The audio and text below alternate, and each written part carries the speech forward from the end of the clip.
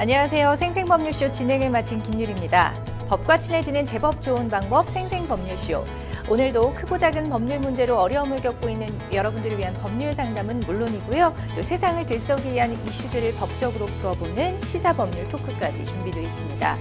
법률과 관련해서 궁금한 점 있으신 분들은 상담 전화 02-557-8295번으로 연락 주시거나 저희 법률방송 홈페이지 내 법률 상담에 문의 남겨주셔도 되고요. 또 아래 하단으로 나가는 이메일로도 저희가 상담 접수 받고 있으니까 여러분의 많은 참여 바랍니다. 네, 각 분야의 전문 변호사가 무료로 성심성의껏 상담 도와드리도록 하겠습니다. 그리고 지금 이 방송은 유튜브 통해서도 실시간으로 방송이 되고 있어요. 유튜브 통한 소통 창구도 쭉 열어둘 테니까 계속해서 많은 시청 바라겠습니다. 자, 그럼 오늘 도움 주실 변호사님 소개해드리겠습니다. 상림법률사무소의 황용 변호사 자리하셨습니다. 안녕하세요. 안녕하세요. 상림법률사무소의 황용 변호사입니다. 궁금한 점이 있으신 분들께 성심성의껏 상담해드리도록 하겠습니다. 네, 정말 성심성의껏 잘 상담해 주시기로 유명하니까 혼자 끙끙 앓지 마시고 언제든지 저희와 함께 해주시면 좋을 것 같아요. 자, 그러면 오늘도 억울하고 답답한 분들에게 명쾌상쾌 통쾌한 상담 해드리기를 약속드리면서 오늘 접수된 상담부터 미리 살펴보겠습니다. 납득되지 않는 과실 비율. 무고죄 무죄 판결받았는데 보상받을 수 있나요? 죽은 남편의 충격적인 비밀.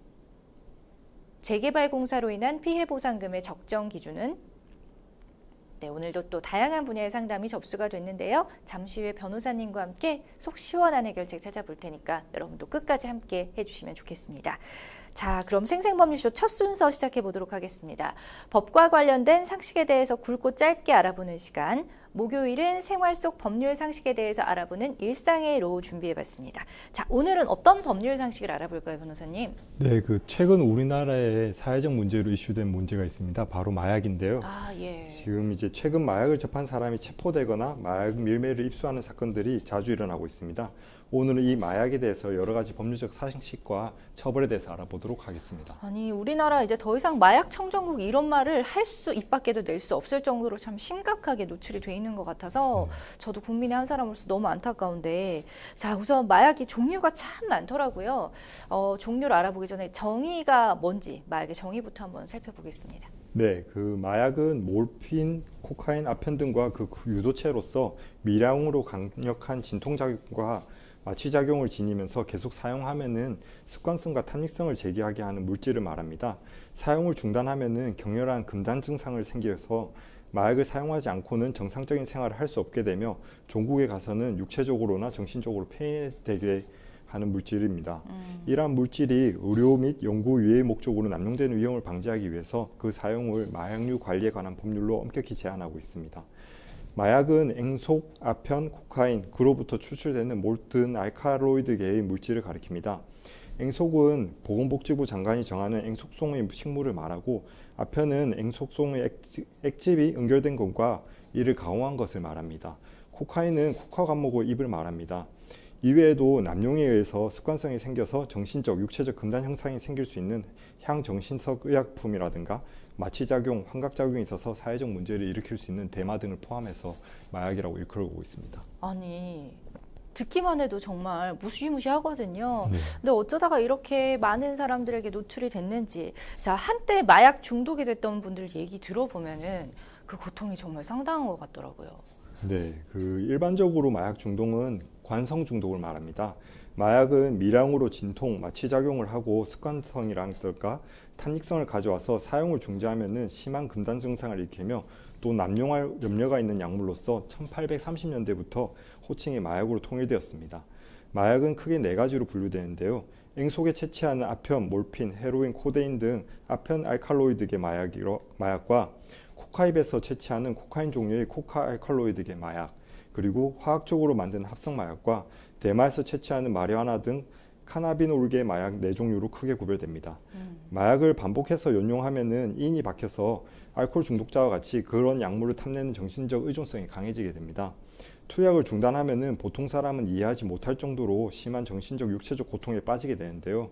이것이 금단 현상으로 이미 중독에 이르러 고도에 이른 징조이고 고통에서 벗어나기 위해서는 더욱 약물을 찾게 되고 그 입수를 위해서 범죄도 서슴지 않게 되는 부작용이 있습니다.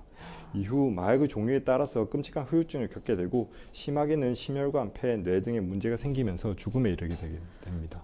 그러니까요. 일단은 뭐 부작용도 부작용인데 그 끝은 죽음이다라는 얘기를 저도 참 주변에서 많이 들었기 때문에 이게 본인을 위해서 결코 좋은 게 아닌 것 같아요. 자, 그 요즘 들어서 마약 관련 범죄 소식을 너무 자주 접하는 것 같거든요. 마약과 관련해서 이제 사건 사고가 빈번하게 그만큼 일어나고 있기 때문인데 최근에도 마약을 밀반입해서 유통한 일당이 검거된 일이 있었죠? 네, 맞습니다.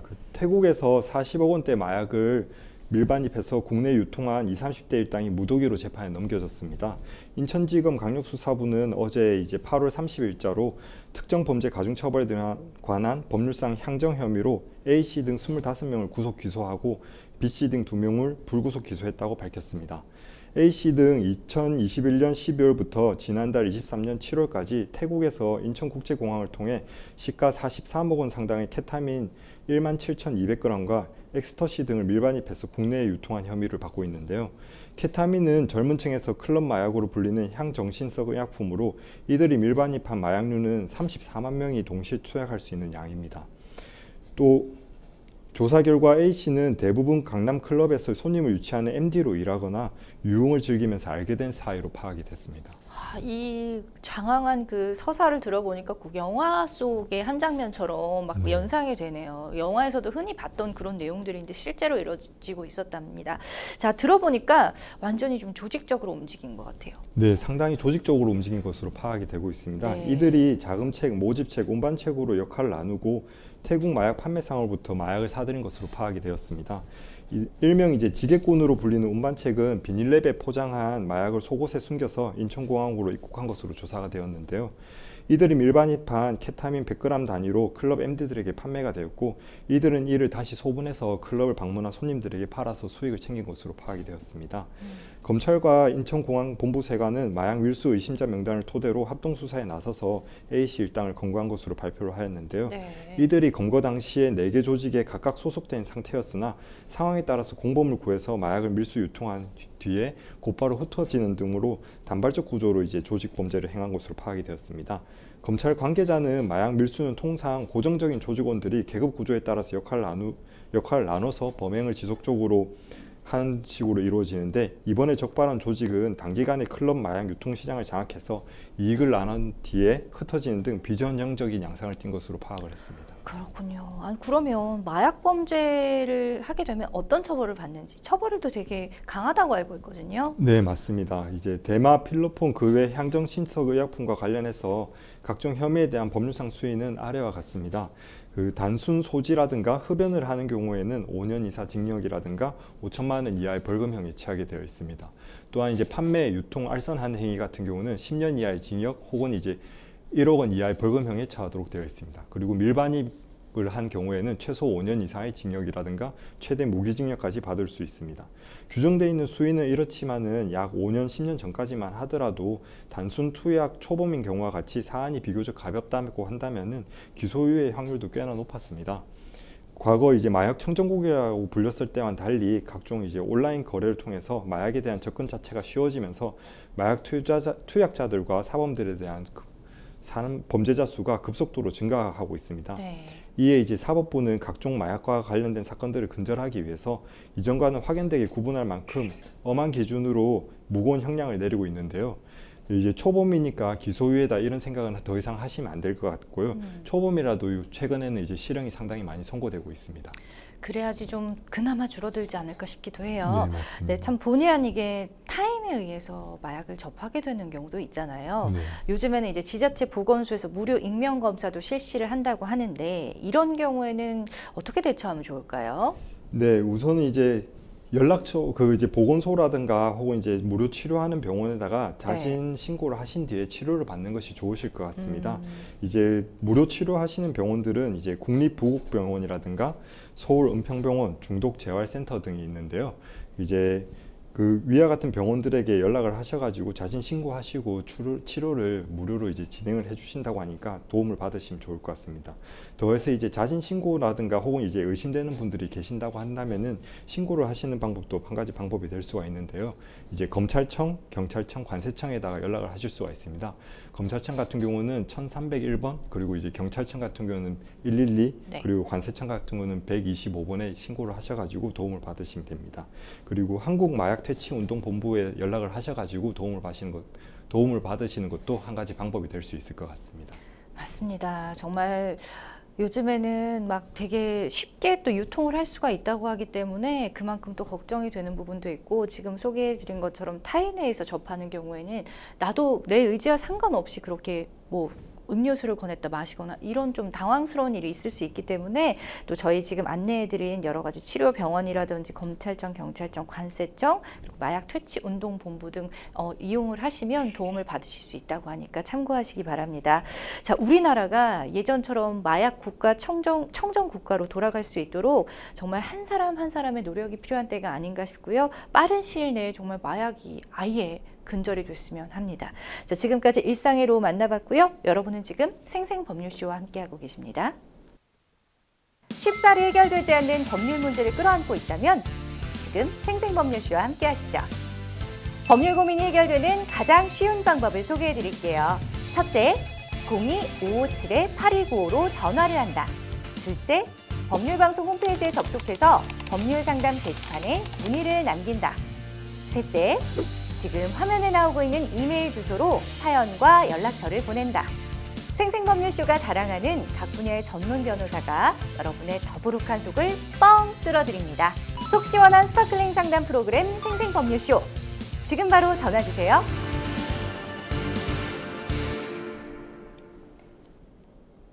네, 이번 순서는 생생법률쇼가 자랑하는 성심성인 무료 상담 코너입니다. 지금 전화 연결이 돼 있다고 하니까 바로 받아볼게요. 여보세요? 여보세요? 네, 안녕하세요. 예, 예, 어떤 점이 궁금해서 전화 주셨나요?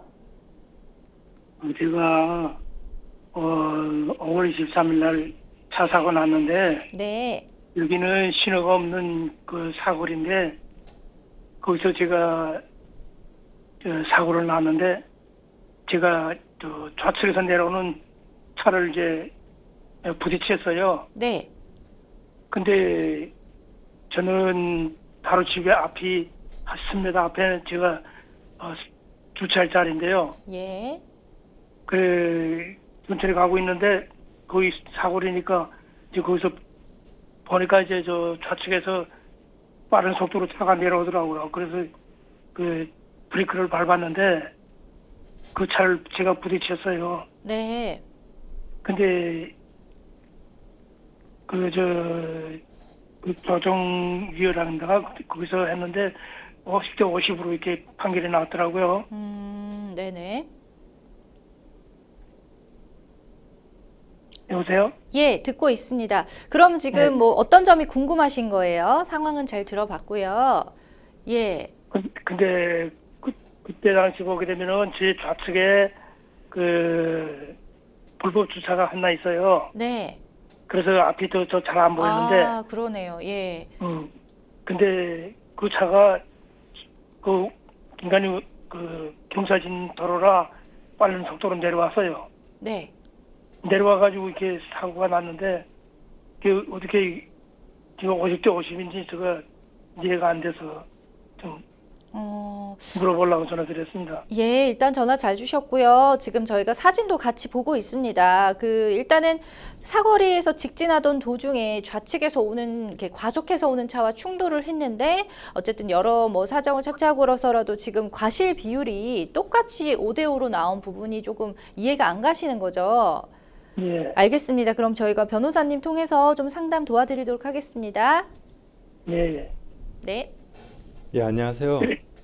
안녕하세요. 네, 그 사고 분쟁 과실 비율이 이제 5대5로 나오셨다고 하시는데, 우선 이제 당시 상황 좀 여쭤보겠습니다. 그 이제 신호가 있던 거리였었나요? 신호등이라든가 혹은 신호등은 사진상으로는- 없고요. 네, 그러니까 저 신호등 없는 거리에서 네, 저는 직진이고 예. 좌측에서 오는 차는 저 뭐요 우회가 높아요. 예, 그러면 좌측에서 오던 차도 그대로 지금 전화가 잠시 끊겨가지고요. 저희가 이제 생방송 중이다 보니까 네. 다시 한번 연결을 좀 시도해 보도록 하겠습니다. 일단은 지금 뭐 사진상으로 봤을 때는 저희가 그때 상황을 좀 알기는 조금 부족해 보이고, 네. 예, 근데 지금 옆에 또 불법 주차가 정차해 있는 상황이었기 때문에, 네, 맞습니다. 뭐 좀 불리하신 부분은 있는 것 같아요. 근데 네. 이 불법 정차하는 것도 굉장히 또 사실 문제가 되잖아요, 예, 사회적으로. 맞습니다. 네. 예, 지금 또 전화가 연결됐으니까 바로 상담 이어가 보겠습니다. 네. 네. 그 좌측에서 여보세요? 여보세요? 여보세요? 네, 네. 들리시나요? 소리가 너무 작아요. 아, 예. 통화 가능하실까요? 예. 예, 그 좌측에서 진행하던 차량도 직진 차량이었을까요? 그 차도 직진차예요. 아, 직진 차량이시고요. 그다음에 예. 그러면 이제 경찰 조사 단계에서 지금 과시 비율이 5대 5로 정해진 사안이실까요? 경찰이 아니고요. 저기 우리 그 보험 회사가 네, 네. 같은 보험 회사예요. 그 사람하고. 아, 분쟁 심의위원회에 들어가셨을까요? 예. 아, 분쟁 심의위원회에서 이제 판결이 나온 거고요. 예. 예. 그러면은 그 분쟁 심의위원회 그 이제 진행 단계가 보통 세 단계로 진행이 되는데 대표 협의회라든가 소위 심의위원회, 그다음 재심의위원회가 있는데 어느 단계까지 혹시 가셨는지 알고 있으실까요? 그거는 전 모르고요. 아, 그러면 이제 그 결정일로부터 혹시 14일이 지나셨을까요? 그 분쟁 심의위원회에서 과실 비율이 5대 5다라고 하면서 이제 혹시라도 이의라든가 불복하시려고 하면 이제 14일 이내에 이의를 제기하시라라고 이렇게 연락을 하셨을 것 같은데 혹시 그 기간이 지나셨는지 한번 확인을 해봐야 될 것 같습니다. 그 판결문 보내드릴까요? 네? 판결 저한테 문자로 보내왔는데 그거 보내드릴까요? 예, 아니면은 그 혹시 이제 그 5대 5라고 구상금 분쟁 심의위원회에서 연락을 받으신지 얼마 정도 지나셨을지 제가 좀 알 수 있을까요? 며칠 안 됐어요. 얼마 안 되셨어요? 예. 네. 그 이제 보통 이제 그 양쪽 다 보험회사를 들어가 있는 경우에는 구상금 분쟁 심의위원회 절차로 이제 진행을 하는 경우가 많거든요. 근데 이제 예. 거기서 이제 과실 비율을 어느 정도 정해 주시긴 하지만은 이제 뭐 불복하시는 경우에는 다시 이제 재심의를 요청하실 수가 있습니다.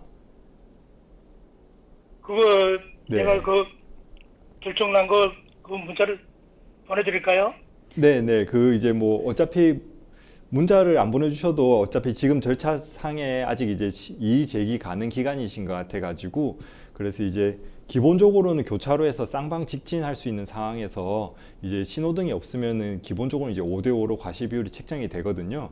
근데 이제 뭐 상대방이 과속을 했다든가 혹은 이제 저희가 충분히 감속을 해가지고 좀 전방을 살폈는데 뭐 이제 그거를 확인할 수 없는 사안이었다든가 혹은 이제 뭐 이렇게 그 감속 여부, 그 다음에 이제 안전운전 여부, 노면 상태 등을 감안해가지고 그 과실 비율을 조정할 수가 있으시거든요. 그래가지고 그런 부분을 이제 그 이의 신청 사유에 넣으시면은 그 이제 사안에 따라서 그 직진 교차로라고 해가지고 무조건 5대 5로 나오는 게 아니라 과실 비율을 좀 조정할 수가 있습니다. 근데 우리 거기 그 사거리에는 카메라가 있어서 네. 그건 확인할 수 있는 정도예요. 예, 혹시 뭐 이제 블랙박스라든가 혹은 이제 근처에 주차되어 있는 차량들 이제 아까 사진에도 보면 이제 불법 주정차되어 있는 차량이 있었는데 블랙박스 같은 걸 확보할 수가 있으시면은 당시 이제 사고 당시에 이제 영상을 좀 확보할 수가 있거든요. 그래갖고 그 영상을 통해 가지고 이제 아무래도 이제 사고 비율을 과실 비율을 좀 조정하게 되는데 만약에 이제 저희가 충분히 감속했고 상대방이 이제 말씀하신 것처럼 과속을 해가지고 저희가 이제 볼 수 없는 상황에서 급하게 들어온 상황이라고 한다면은 과실 비율이 좀 조정될 여지가 있을 것 같습니다. 그리고 이제 만약에 분쟁심의위원회에서 이제 뭐 이렇게 보통 이제 한 분쟁심의위원회에서 결과가 나와가지고 서로 합의를 하게 되면은 이제 그 합의 효력이 발생해가지고 과실 비율이 정해지는 거거든요. 근데 이제 뭐 거기에 대해서 이제 이의 신청을 2주 이내 하셔가지고 재심의 절차를 받아보실 수도 있고 그에 대해서 이제 불복을 하셔가지고 소송으로서 이제 과실 비율을 다시 정하시는 거를 다투실 수도 있거든요. 예. 그래가지고 그 이제 만약에 5대5라고 하는 부분에 대해서 억울한 점이 많다고 하시면은 그 이제 주장을 좀 해보셔야 될 것 같습니다. 근데 이렇게 주장을 하실 때 좀 필요하신 내용이 그 이제 증거들이 좀 있으셔야 되거든요. 지금 이제 상대방이 과속을 했다든가 혹은 뭐 저희가 이제 전방 주시 의무를 충분히 했음에도 불구하고 사고가 날 수밖에 없었던 상황이라든가 이런 것들을 이제 입증을 해야 되기 때문에 우선 이제 증거 확보를 먼저 하셔가지고 진행을 하셔야 될 것 같습니다. 그게 만약 증거 확보가 안 된다면은 통상 이제 5대5로 좀 정해지는 부분이 있어가지고 네 그렇게 아마 판단을 한 것 같습니다. 그래요? 네. 네, 뭐 추가로 궁금한 점 있으신가요? 예, 제가 궁금한 건 다른 게 아니고, 네. 제가 지금 그 증거물을 확보해야 된다고 했는데, 제가 그걸 확보할 수 없는 거죠. 그러니까 그러면은 이 판결 그대로만 집행할 수밖에 없는 거예요. 근데 이제 뭐 아마 이제 교통사고 사실 확인서라고 해가지고 사고 당시에 이제 경찰이 나와가지고 조사를 아마 하셨을 거거든요.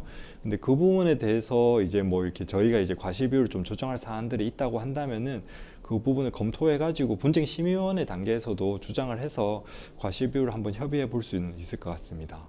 네.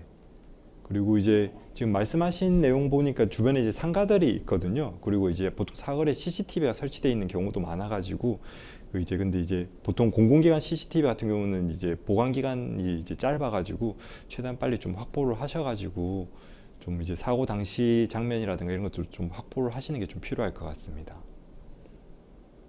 근데 거기 우리 집 옆에 그 카메라에서 다 찍혀서 나오는데, 네. 제가 그걸 볼 수는 없잖아요. 어떤 그 CCTV? 도로에 네. 카메라가 있어가지고, 네. 우리 거기 사고 난 자리를 예. 카메라가 딱 비치고 있어가지고, 네. 그걸 보면 알 수 있어요. 만약에 뭐 근데 전 권리가 없으니까 그건 볼 수 없잖아요. 그 촬영을 했을 걸로 생각되는 카메라가 좀 있다고 한다면은 그 이제 민사소송상 이제 증거보전 신청이라는 게 있거든요. 그래가지고 이제 저희가 소송상 필요한 입증 자료 같은 게 증거가 유출될 문제성이 있다고 생각한다면은 증거보전 신청을 하셔가지고 빨리 그냥 확보를 하시는 것도 방법이 있습니다. 네. 그 만약에 주변 상가들이라든가 혹은 이제 블랙박스가 있을 것 같으면 이제 협조 요청을 하시는 것도 한 가지 방법이 될 수가 있고요.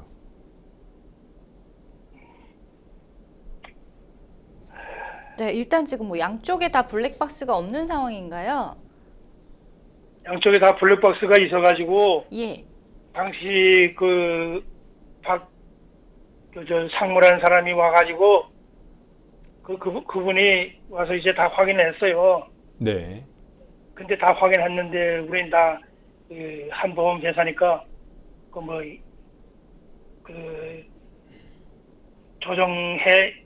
조정위원회인지 거기서 이제 해야만이 된다면서 시간이 뭐 2달이나 됐어요.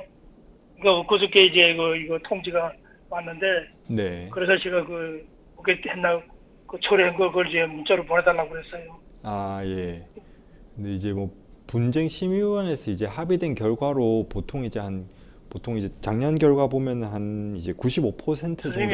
네. 선생님 말소리가 너무 작아요.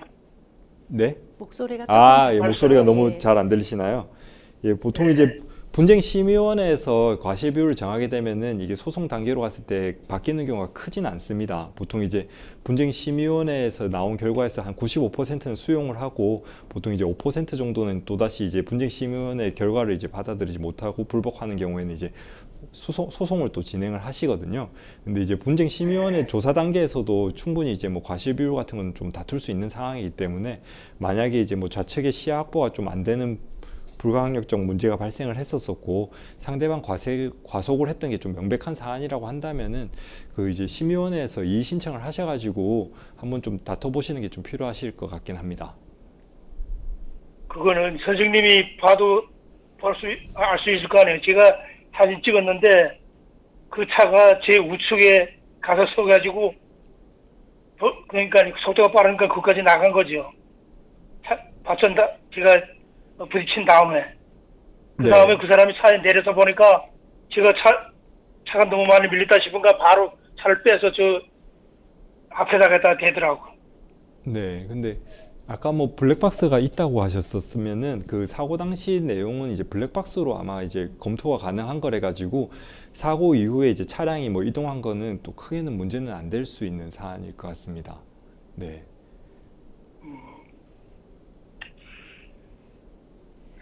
네, 일단은 지금 뭐 상담을 통해 쭉 들어보니까 블랙박스는 양쪽이 다 있으셨고 보험사도 지금 같은 상황이고 네. 자 어쨌든 결과적으로는 지금 5대1 혹시도 신호등이 없었기 때문에 조금 더 네, 이런 맞습니다. 결과가 있었던 것 같아서 좀 안타까운데요. 일단 지금 뭐 내가 이 결과를 받아들이기 힘들다 하시면 지금 증거를 좀 많이 좀 확보를 해두셔야 될 것 같아요. 여러 측면에서 있던 뭐 블랙박스 CCTV라든지 자 그래서 이의 신청 통해서 또 조정 가능할 수 있다고 하니까 이게 완전 확정은 아니잖아요. 네, 네. 그러니까 좀 여러 방면으로 좀 더 알아보시고 네, 좀 이렇게 이의 신청을 좀 해보시면 어떨까 싶습니다. 자, 상담 여기서 마무리 드릴게요. 예. 예, 감사합니다. 네, 아유 마음이 참 속상하실 것 같아요. 이게 아유, 사고가 맞습니다. 나면은 사실은 좀 받아들이기가 힘들고 네. 그 상대방이 또 과속을 했다고 느껴질 수 있지만 또 정작 이렇게 보다 보면은 뭐 정속도일 수도 있는 거고 이게 또 느끼기 나름이기 때문에 네. 이렇게 근데 보통 아까 말씀드렸지만 5% 정도가 네. 보통은 받아들이지 못하고 이의 신청을 한다고 했잖아요. 네, 그러니까 네. 이의 신청을 통해서 이렇게 좀 바뀔 확률도 많나요? 네, 그 이제 보통 이제 분쟁심의위원회도 이제 한 번에 정해지는 것이 아니라 예. 이제 분쟁심의원 단계에서도 대표협의회라든가 소심의위원회 그리고 네. 이제 그 다음에 이제 재심의위원회 이렇게 세 가지 절차를 거치게 됩니다. 네. 그래서 이제 각각 이의 신청을 하시게 되면 이제 새로 심의를 진행하시게 되고요. 그런데 이제 이러한 결과에 대해서 이제 이의를 하신다고 한다면은 결국 이제 다시 소송 절차로 이렇게 가시기도 하거든요. 그리고 뭐 물론 이제 바로 이제 민사 소송 절차로 가시기도 하지만은 네. 보통 이제 분심의를 많이 이용을 하시는 편입니다. 왜냐하면 이제 소송 절차 같은 경우는 이제 기간이 1심 확정 기간 같은 경우는 이제 합의부 사건 같은 경우는 이제 거의 300일 이상이 소요가 네. 되는데 분심의 같은 경우는 전체 평균에 한 70일 정도로 소요가 돼가지고 꽤 기네요. 교통사고만 이제 전문적으로 담당을 하다 보니까 그 이제 분쟁을 이제 처리하는 기간이 훨씬 더 짧게 진행이 됩니다. 네. 그래갖고 이제 오히려 이제 소송 기간이 길어지면 당하는 심적 고통도 커지기 때문에 그렇죠. 분쟁심의위원회를 많이 이용하고 계십니다. 보통 이제 못 받아들였겠다 하면은 이제 이의 신청을 2주 안에 하라고 아까 말씀해 네, 주셨잖아요. 만약에 2주가 지나면 그냥 자연스럽게 합의가 돼버리는 거예요, 이게? 네, 그 이제 민사상 그냥 합의와 같은 효력이 있는 거래 가지고 네. 그 이제 2주간 합의가 없으면은 합의 효력이 발생하게 됩니다. 그러니까 좀 억울하다면 2주 안에 반드시 또 이의 신청을 해야 된다라고 또 참고를 하시면 되겠습니다. 자, 이번에는 또 법률방송 이메일을 통해서 들어온 여러분의 고민 해결해 드릴게요. 전세로 이사를 오면서 계약서를 작성했고 보증금 전액 지급했습니다. 계약을 몇 차례 갱신하면서 추가로 계약서를 쓰지는 않았지만 보증금 일부를 올려주었는데요. 그런데 퇴거를 하면서 보증금 전액을 돌려달라고 했더니 집주인은 보증금을 증액한 사실을 부인하면서 기존의 보증금만 받고 나가라고 하는 겁니다. 보증금을 추가 지급한 근거가 명백했다면 서로 분쟁이 생기지도 않았겠지만 명백한 수정계약서나 이체 내역이 존재하는 상황이 아니다 보니 집주인과 계속해서 마찰이 생기게 됐습니다. 그리고 결국 이로 인해 감정 싸움으로까지 이어져 너무 억울한 마음에 집주인을 사기죄로 고소했는데요. 오히려 무고 혐의로 약식 기소돼 벌금형을 받고 말았습니다. 돈도 돈이지만 너무나 억울해 발만 동동 구르던 중 변호사 사무실을 찾았고 또 집주인의 주장의 허점과 객관적인 자료들을 찾아 충분히 입증한 결과 무고죄 혐의는 무죄를 받을 수 있었는데요. 하지만 이에 검사는 항소를 했고 저는 또다시 항소심을 겪어내야 했습니다. 그래도 1심에서 충분한 의견과 증거를 제출했기에 2심 재판은 빠르게 무죄를 유지한다는 판결을 받을 수 있었습니다. 지금까지 제가 느낀 억울함을 어떻게든 보상받고 싶은데 형사 보상 청구도 가능할까요? 라는 사연 보내주셨습니다. 아이고, 결국은 이제 무죄인 거면 아무 죄가 없다라는 건데 네. 그 무죄를 받기까지 마음고생과 시간과 여러 가지로 정말 피해를 많이 입으신 상황 같습니다. 예, 자, 증액한 보증금을 지금 못 돌려받은 것도 속상해 죽겠는데 너무 억울하실 것 같아요. 이번 사연 변호사님 어떻게 보셨어요? 예, 좀 많이 안타까운 사연 같습니다. 보통 네. 이제 요즘 전세 사기가 한창 기승을 부려가지고 전세금 관련 사건들을 많이 다루고 있습니다. 네. 사안과 같이 이제 전세금 내지 보증금을 증액을 했는데 계약서라든가 이체 내역들을 이제 적절히 확보하지 못하셔가지고 문제가 되는 경우도 이제 많이 있습니다.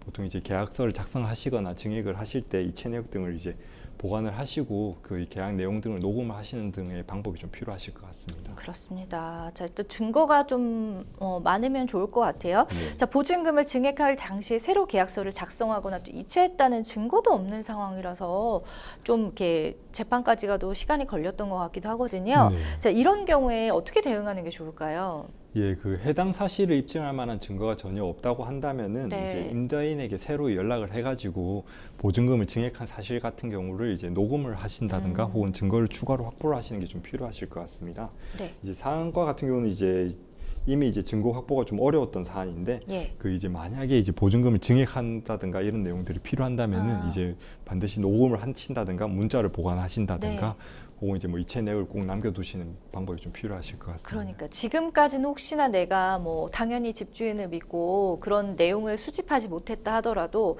어떻게 보면 유도라고 하긴 좀 그렇지만 통화를 통해서 그런 것들을 이제 얘기를 하다 보면 그게 녹음하는 것도 증거가 될 수 있는 건가요? 그럼? 네, 맞습니다. 예, 그 이제 예. 추가로 이제 인정하신 사실 같은 경우도 이제 추가로 증거를 쓸 수가 있습니다. 뭐 네. 간접 증거로도 쓸 수가 있는 사안이라 예. 가지고 그래서 이제 보통 보면은 이제 저희가 한 1억 2천 정도 더 증액을 했다라고 하면은 녹음을 보통 이제 잘 안 하시니까 그렇죠. 예, 그래갖고 이제 1억 5천이라고 일부러 말씀을 하셔가지고 너무 좋은 예, 방법이네요. 아니다 1억 2천이다 이렇게 아. 말씀하시는 경우도 있다고 하더라고요. 야, 네. 진짜 꿀팁인데요, 이거.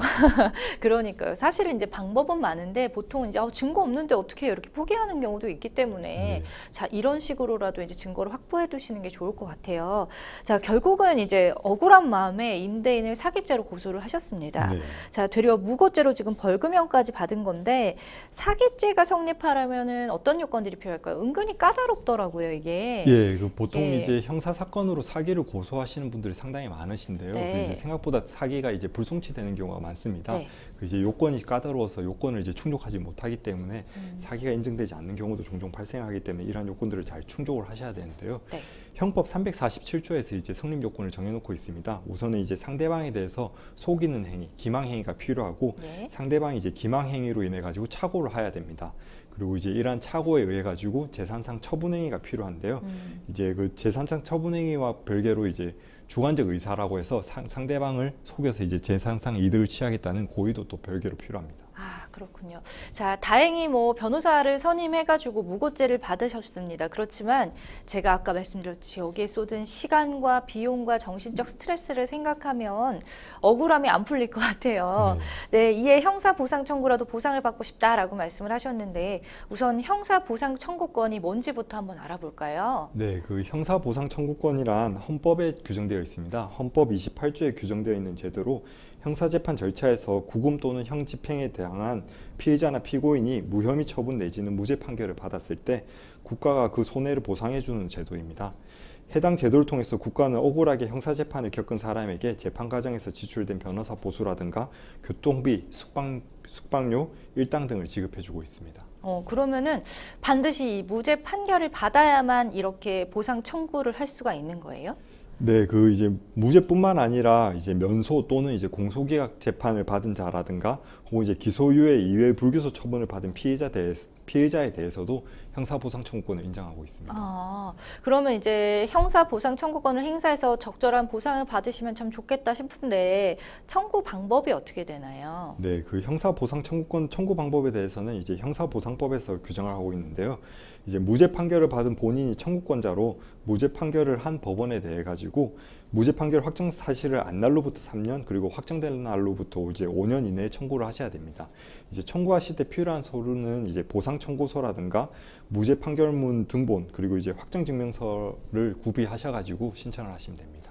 그럼 그 사실 보상 금액도 중요하잖아요. 네. 어떻게 산정이 되는지요? 사실 이제 보상 금액이 많지는 않은데요. 이제 구금일수 1일당 보상 청구의 원인이 발생한 연도의 최저임금법에 따른 최저임금액 이상 그리고 이제 구금 당시 최저임금액의 5배 이하 비율에 의한 금액으로 이제 산정을 하게 됩니다. 네. 그리고 이제 법원은 이제 여기 더해가지고 구금의 종류라든가 기간의 장단, 구금 중에 입은 재산상의 손실과 얻을 수 있었던 이익에 대한 손실, 그리고 재산상 고통과 신체적 손상, 그리고 이제 법원과 검찰, 법원의 각 고의 과실 등을 참작을 하셔가지고 이 종합적으로 고려를 해서 산정하게 됩니다. 그렇군요. 그럼 무죄를 받는 과정에서 선임했던 이 변호사 선임 비용도 있잖아요. 이 부분도 같이 보상을 받을 수가 있는지. 네, 맞습니다. 이제 변호사 예. 비용도 같이 받을 수 있습니다. 네. 근데 이제 이 또한 이제 비용이 무한정으로 이제 다 인정되는 건 아닌데요.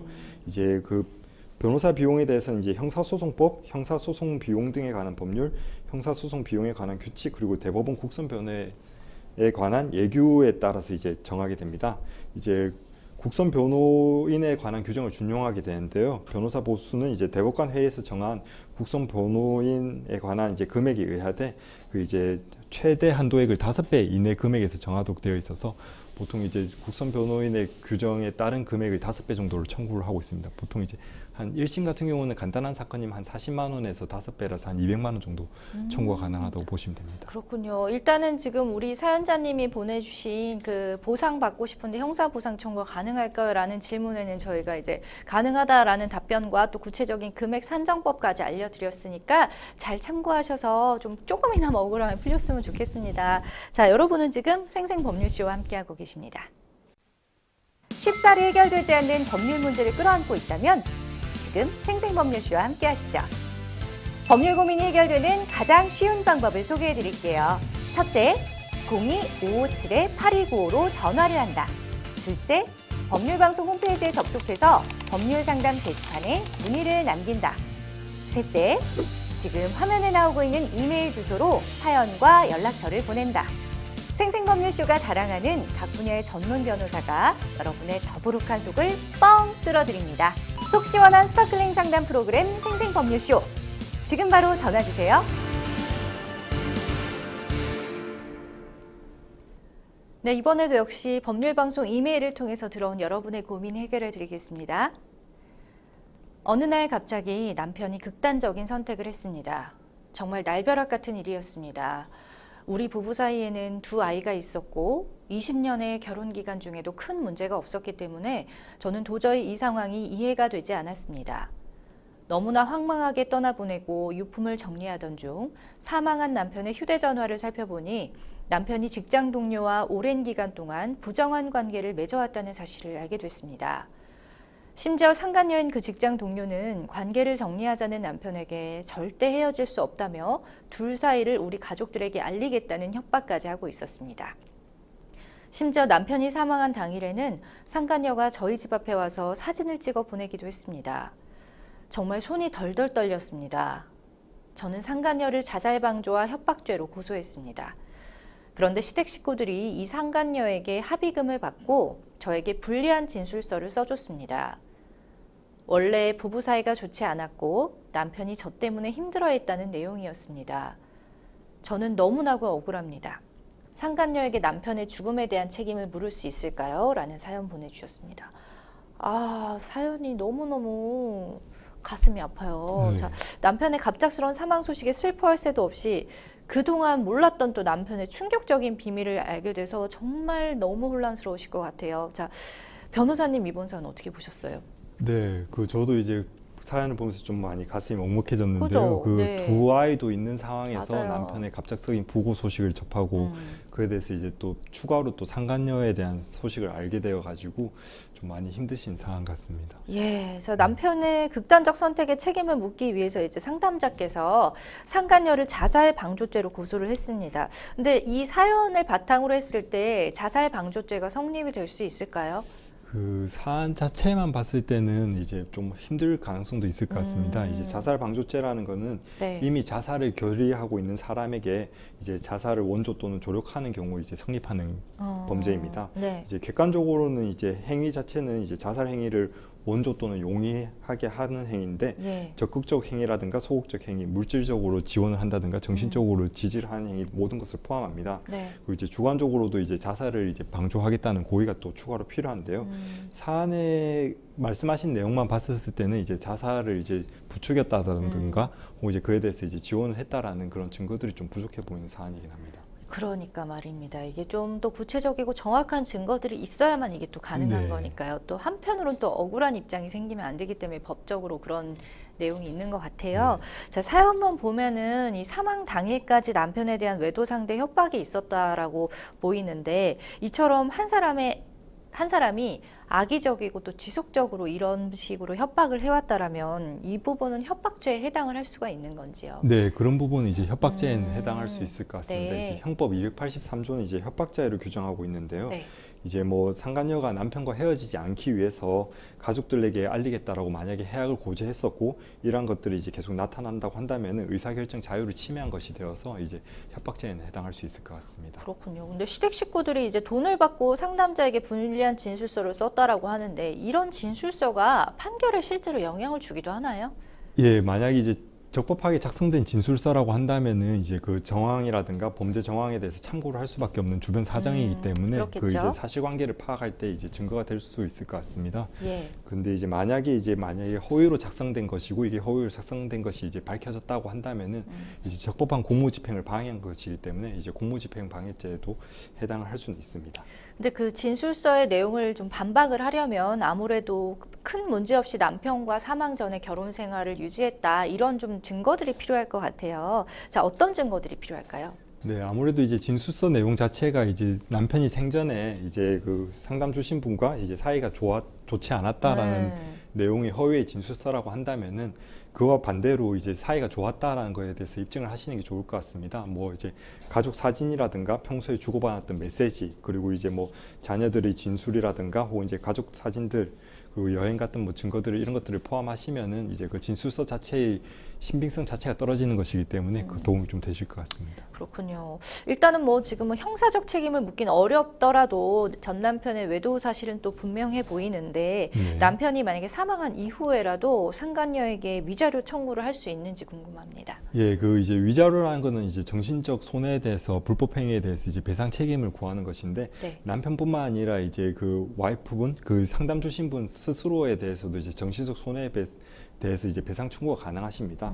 그래서 이제 상간녀에 대해 가지고 상간 행위를 한 사실과 그로 인해 가지고 이제 혼인 관계로 인해서 이제 충격을 받은 사실 등을 입증을 하셔가지고 위자료 청구가 가능하실 것 같습니다. 예. 자, 어쨌든 뭐 여러모로 지금 힘드신 상황에 처해 있을 것 같은데, 상간녀 소송에서 승소하기 위해서는 어떤 증거를 찾아야 하고 앞으로 어떤 부분을 적극적으로 주장하면 좋을지 좀 말씀해 주세요. 네, 아무래도 이제 상간 행위를 입증하시는 게 제일 중요하실 것 같습니다. 이제 문자 내역이라든가 통화 내역, 그리고 이제 호텔 카드 결제 내역 등을 이제 확보를 하셔가지고 물적 증거를 수집을 하시는 게 좋습니다. 네. 그래서 이제 상간 행위 자체를 이제 입증을 하셔가지고 그로 인해서 이제 발생한 위자료를 청구하시면 될 것 같습니다. 그러니까 일단 뭐 전 남편의 휴대폰에서 그걸 알게 되셨다고 하니까 그것 또한 증거가 될 수가 있겠고요. 네, 맞습니다. 그죠? 네, 알겠습니다.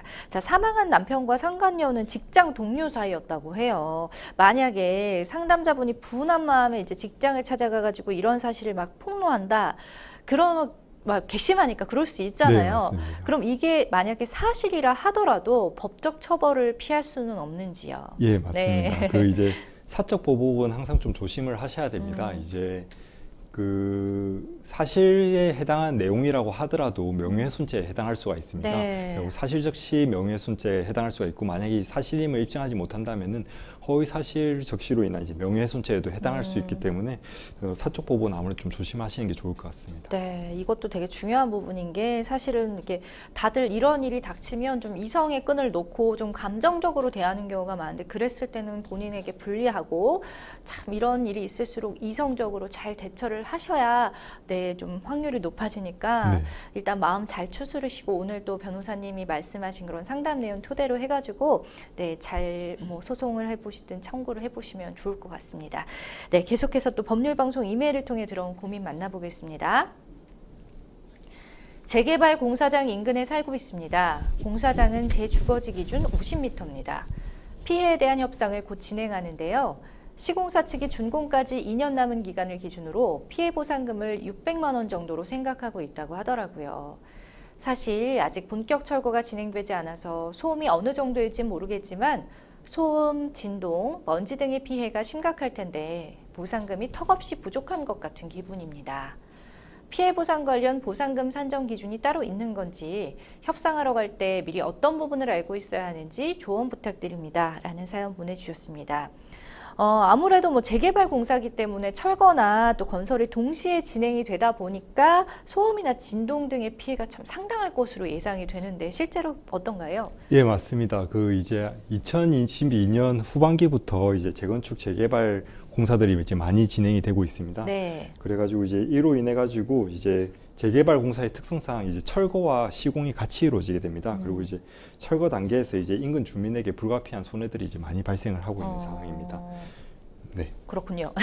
자, 재개발 공사와 관련해서 인근 지역 주민 피해 보상 같은 경우에 보통 어떻게 이루어지고 있어요? 예, 그 이제 재개발 공사 같은 경우는 아무래도 이제 관할 관청에 인허가가 좀 많이 필요한 상황입니다. 그래서 네. 이제 이러한 부분들을 이용해 가지고 관할 인근 지역 주민들이 피해 보상의 경우 이제 시공처 측에서 이제 그 인허가를 받아야 되는 문제 때문에 협의를 통해서 이제 진행이 되는 경우가 많습니다.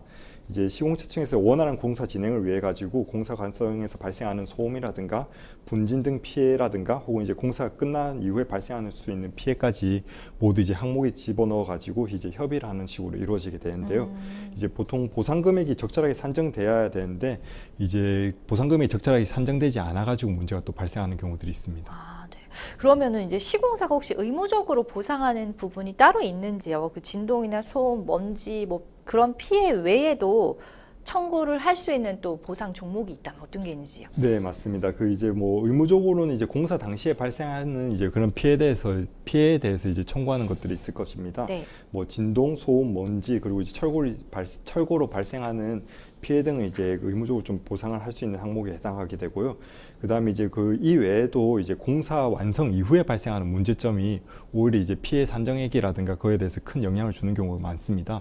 보통 이제 일조권 침해라든가 혹은 이제 조망권 침해 이런 것들이 이제 문제가 되는데요. 보통 이제 일조 시간이라든가 조망권 같은 경우를 침해하는 경우에는 이제 아파트 시세 대비해 가지고 이제 손해배상액을 이제 정하게 되기 때문에 아파트 시세 대비 한 3%에서 한 5% 이렇게 정하게 됩니다. 그래서 일괄적으로 이렇게 정하는 다른 이제 피해 금액보다는 훨씬 더 높은 금액으로 책정이 되고 있습니다. 그렇겠네요. 근데 이제 만약에 의무적 보상 이외의 문제가 또 발생할 수도 있잖아요. 네. 이런 경우에는 어떻게 대처를 하면 좋을까요? 네, 그 이제 의무적 보상 이외의 문제가 발생했을 때는 우선은 이제 당하는 사람 입장에서는 더 큰 피해가 발생하지 않도록 인해 가지고 네. 이제 협의 단계 이외에 이제 별도의 절차가 좀 필요하시게 되는데요. 이제 보통 공사 중지 가처분 신청이라든가 건축 허가 취소 신청 그리고 이제 철거 청구 신청 같은 걸 통하셔 가지고 이제 공사 자체를 좀 중단시키고 이제 피해 확산을 좀 방지하기 위한 노력을 좀 하게 됩니다. 어찌됐든 뭐 방법은 계속해서 있는 거니까 네. 그 상황에 맞게 대처를 하면 될 것 같고, 맞습니다. 시공사와의 보상을 협상할 때 청구해야 될 부분이나 또 미리 알고 있어야 될 부분 아까 조언 부탁드린다고 했는데 한번 정리해 보겠습니다. 네, 아무래도 이제 시공사에서는 대개 이제 보상 협의하는 단계에서 이제 공사 이후에 예상치 못한 피해까지 모두 포괄적으로 합의를 하려고 합니다. 근데 이제 이러한 협의의 범위를 정할 때 명확히 하셔야 될 필요성이 있는데요. 아까 말씀드린 이제 일조권 침해라든가 조망권 침해 같은 경우는 그 피해액이라든가 보상 금액이 상당히 클 수밖에 없습니다. 그래가지고 이제 협의를 하실 때 공사 자체로 발생하는 거에 대해서만 협의를 하시고 이후 발생할지도 모르는 금액에 대해서는 이제 불확실한 부분이기 때문에 협의 내용에서 좀 빼셔가지고 협의를 하신 것이 좀 필요하실 것 같습니다. 그 만약에 집 주변의 공사로 인해서 좀 피해를 받는 경우가 생긴다면 어떻게 대처하면 좋을지 간단하게 또 팁 좀 알려주세요. 네, 그 집 주변 공사를 하는 경우에 이제 한 가구만 피해를 받는 것이 아니고 주변 많은 네. 가구들이 같이 피해를 받게 됩니다. 그래서 이제 각 가구들의 의견을 수렴해가지고 협의를 하시는 게 아무래도 협상 과정에서 이제 우위를 점하실 수가 있으실 것 같은데요. 이제 그 협의 내용이라든가 범위 등을 좀 충분히 이제 인근 주민들과 상의를 하셔가지고 정하시면 좋을 것 같습니다. 그러니까요. 이게 되게 간단한 것 같지만 굉장히 힘이 되는 조언인 게 네. 혼자서 다투는 것보다는 여럿이서 이제 여러 가구가 합쳐서 이렇게 했을 때 훨씬 더 결과적으로 빠른 그런 답을 받아낼 수가 있기 때문에 맞습니다. 이런 부분은 좀 참고를 하시면 되겠습니다. 자, 생생법률쇼 많은 분들의 전화가 계속해서 걸려오고 있다고 하네요. 도움이 필요한 분들은 망설이지 마시고 언제든지 연락 주시면 주시면 되겠습니다. 자, 전화 상담하고 싶다 하시는 분들은 02557-8295번, 그리고 뭐 사연이 좀 길다 하시는 분들은, 혹은 또 부끄럽다 하시는 분들은 홈페이지나 이메일 통해서도 저희가 상담 접수 받고 있습니다. 네, 법률방송 홈페이지에 내일 접속한 후에 법률 상담 통해서 글 남겨주셔도 좋고요.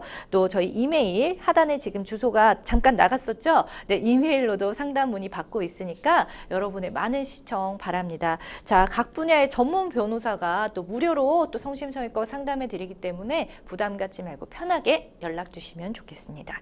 자, 오늘 함께 해주신 황용 변호사님 감사합니다. 감사합니다. 네, 오늘 준비한 내용 여기까지입니다. 여러분 시청해 주셔서 고맙습니다.